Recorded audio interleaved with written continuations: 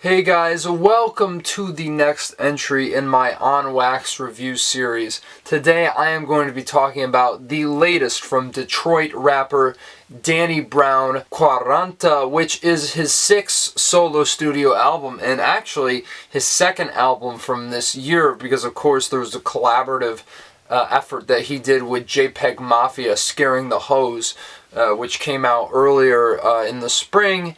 And obviously, you may have heard me talk about that album on the channel when me and Johnny Radio were doing the top 100 countdown for the best albums of the 21st century.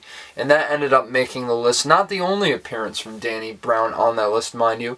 And I like that album quite a bit. I really appreciate the unconventional and beyond impressive production from JPEG Mafia.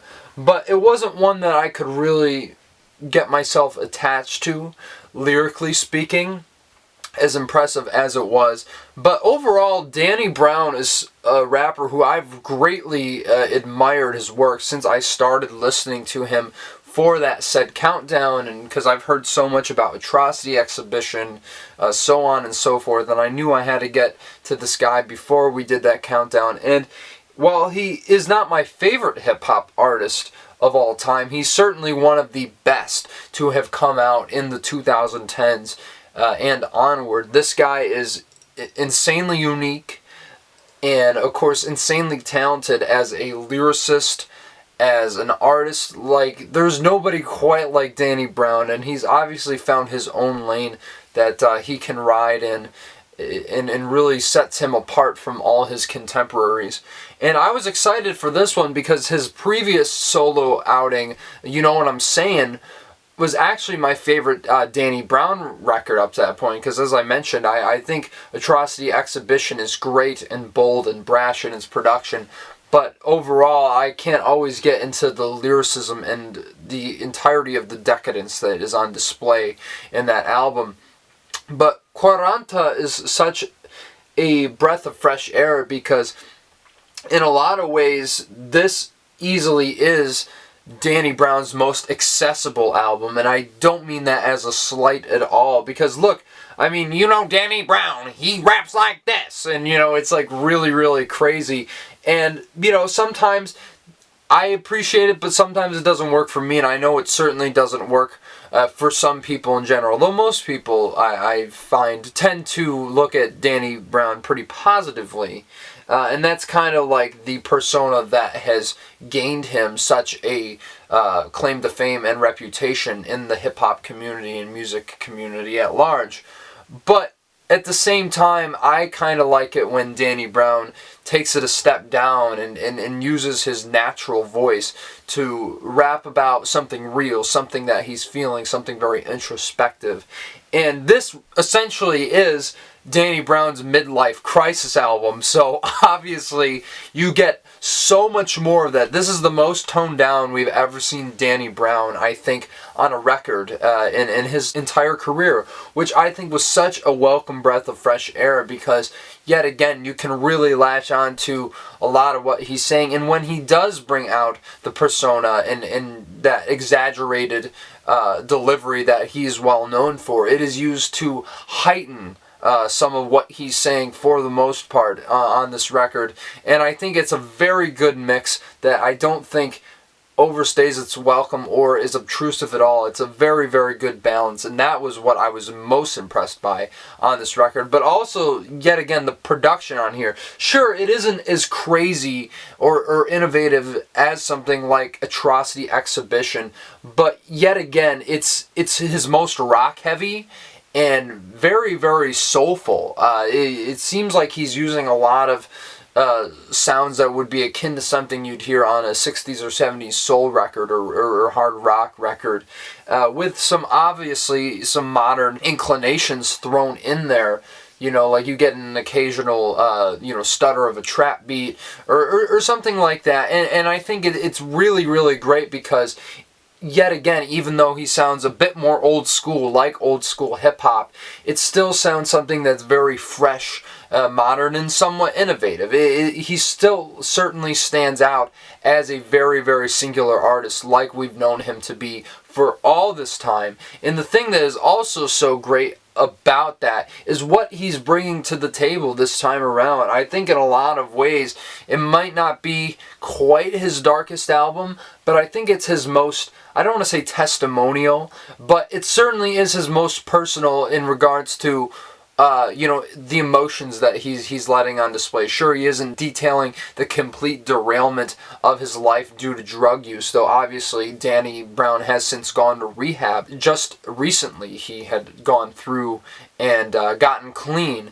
So you get a little bit of that in these songs, but more so than anything, he's just talking about what it feels like to be in the rap game at 40, the personal relationships that he's lost because of either his lifestyle choices or being in the industry that constricts him to do many specific things to find that success and put food on the table. And in some ways, I think that lends to this being Danny's most thematically potent album and most consistent overall, as he's really trying to traverse all that has happened to him and everything around him that he's known throughout the years. And now that he's 40, or as they would call in Italian, Quaranta, he's really questioning a lot of things in his place in not only the rap game, but in the world at large. And I really think it creates such a compelling listen, especially from the opening title track, where he's essentially talking about how his successful career has served as a double-edged sword in a lot of ways, because a lot of people are still questioning. It's like, oh, you're still doing this at 40, what is wrong with you? And yet he kind of feels like, yeah, why am I doing that? Which is kind of interesting, the fact that these thoughts of self-doubt about his own music manifest themselves in such a profound way, because yet again, it's like he almost must have felt like he was out of material, and in feeling that sort of lack of inspiration and adequacy inspired a whole album surrounding that.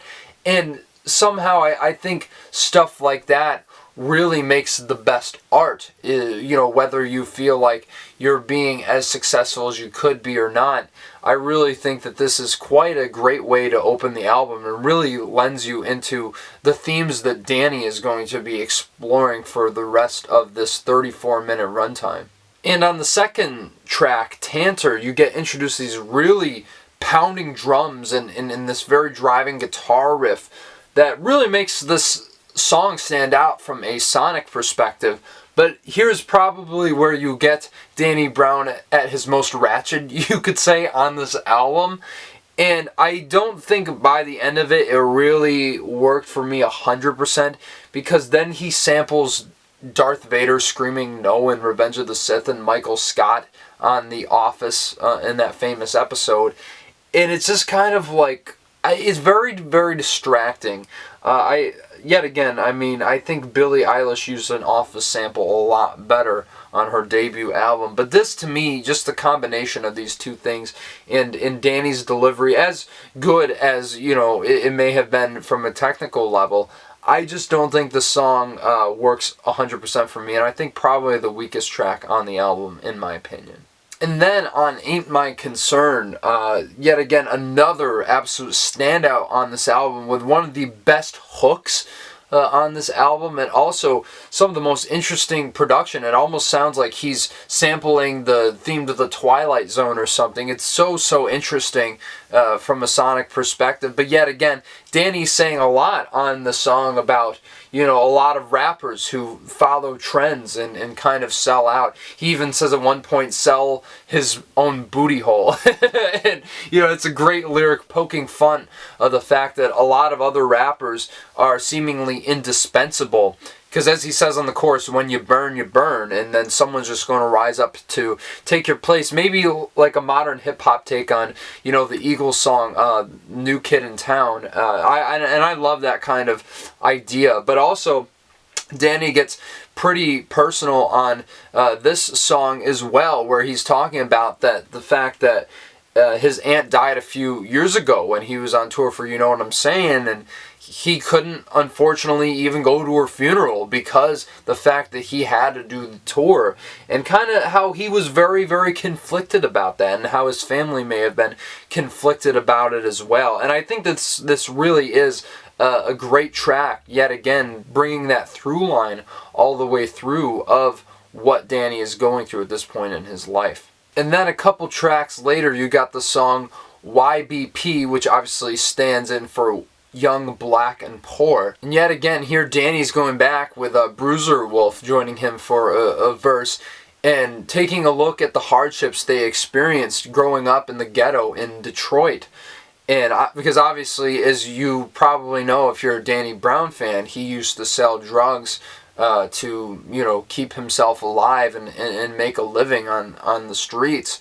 And yet again, this definitely plays into this song as well, with what I think is one of the most irresistible grooves and choruses on this whole album, and it's just absolute standout. I don't quite love Bruiser Wolf's verse on this song, but I absolutely think he makes up for it once you get to the end of it, where he basically says, "It's hard to fit in the murder mitten like OJ Glove."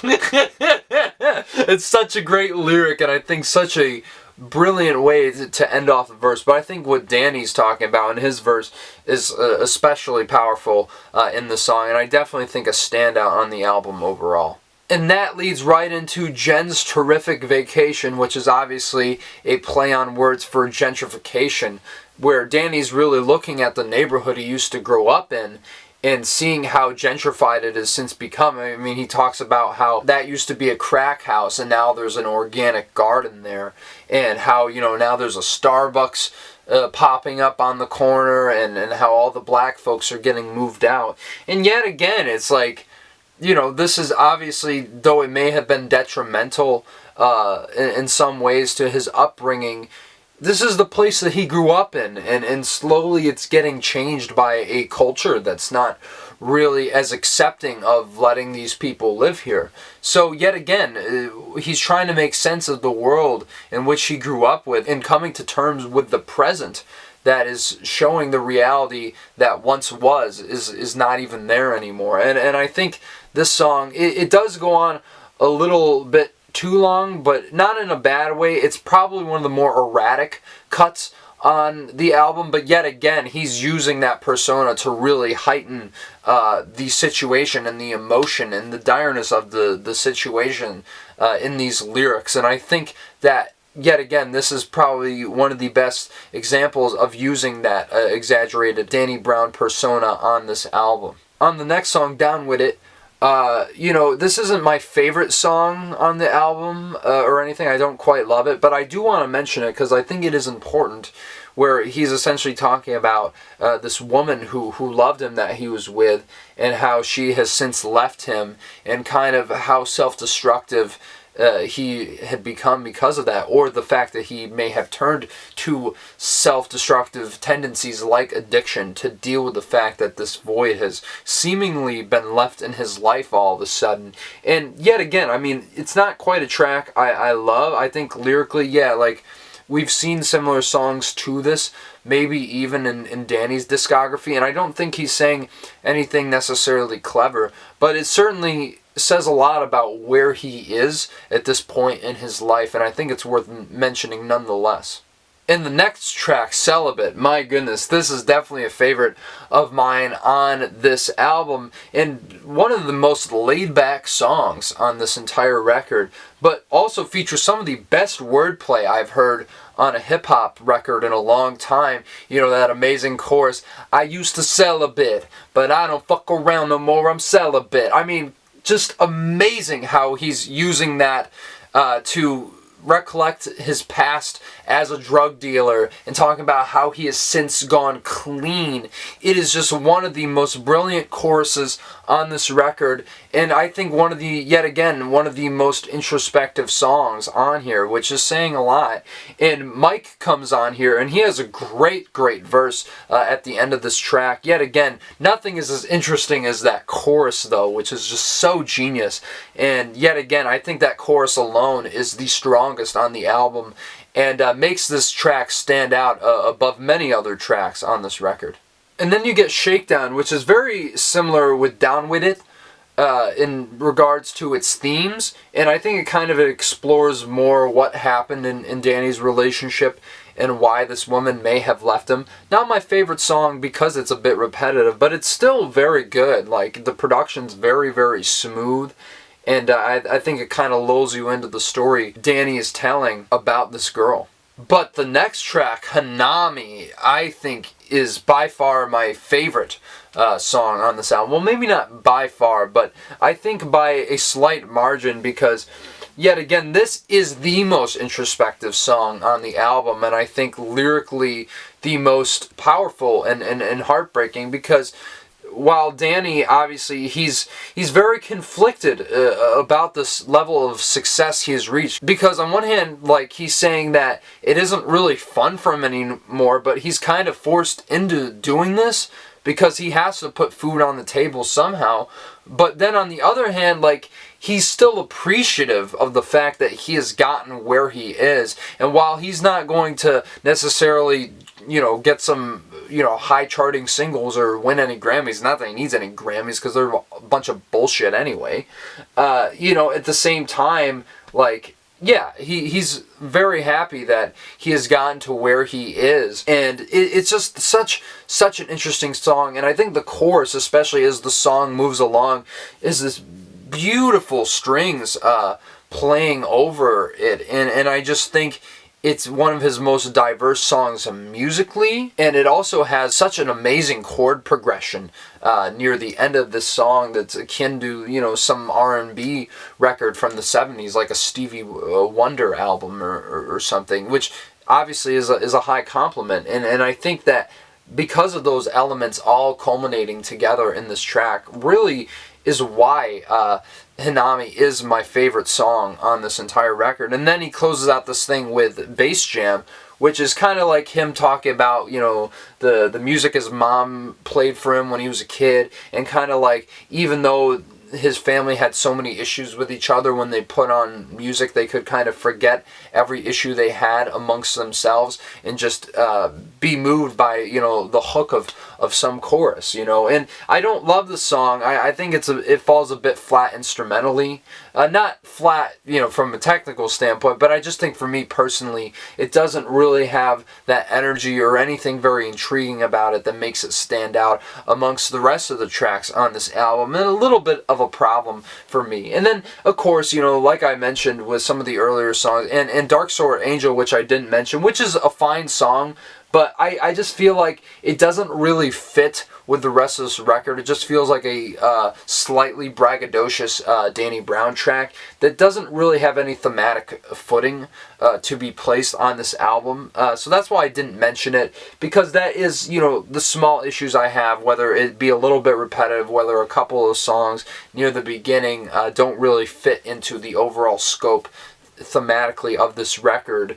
This still might be my favorite Danny Brown album, quite honestly. Not by much, but he's had, so much success and quite a few great records at hand to begin with at this point in time. And I definitely say that I do love Danny Brown as an artist after hearing Quaranta, which is just such a great album for him, and I think really sets you into the mind of someone who obviously has had success but is struggling with that. And yeah, I just hope Danny Brown is okay, man. I'm sending my love to you wherever you are, man. Absolutely love you, and really happy that you've given us one of the best albums I've heard so far this year, and one of the couple that I really do love. And on that note, I'm going to give Quaranta an 8.5 out of 10. Yet again, I think this is Danny Brown's best album. I could understand the arguments going towards Atrocity Exhibition and whatnot, but for me personally, yet again, I think it's his most thematically consistent, accessible, and I can't really say much more about it in that way. Midlife crises often, make for great art and content, and I think Danny Brown has proved that nonetheless here. So yeah, guys, let me know what you thought about Danny Brown's latest record down in the comments below. And smash the like button if you're coming here for the first time. Really love the support. There's going to be more on wax reviews coming very, very soon. I mean, I got to talk about that Andre 3000 flute album, right? Which I still have to listen to. But of course, I need to come out with some more movie reviews from this week. Of course, Saltburn is up next. Very excited to talk about that one, as well as Ridley Scott's Napoleon, which should be coming up soon. And yeah, obviously there's going to be more movies from this weekend that I will talk about very, very soon on the channel. But in the meantime, you guys keep listening to music, keep watching those movies, and I'll talk to you in the next review. See you later.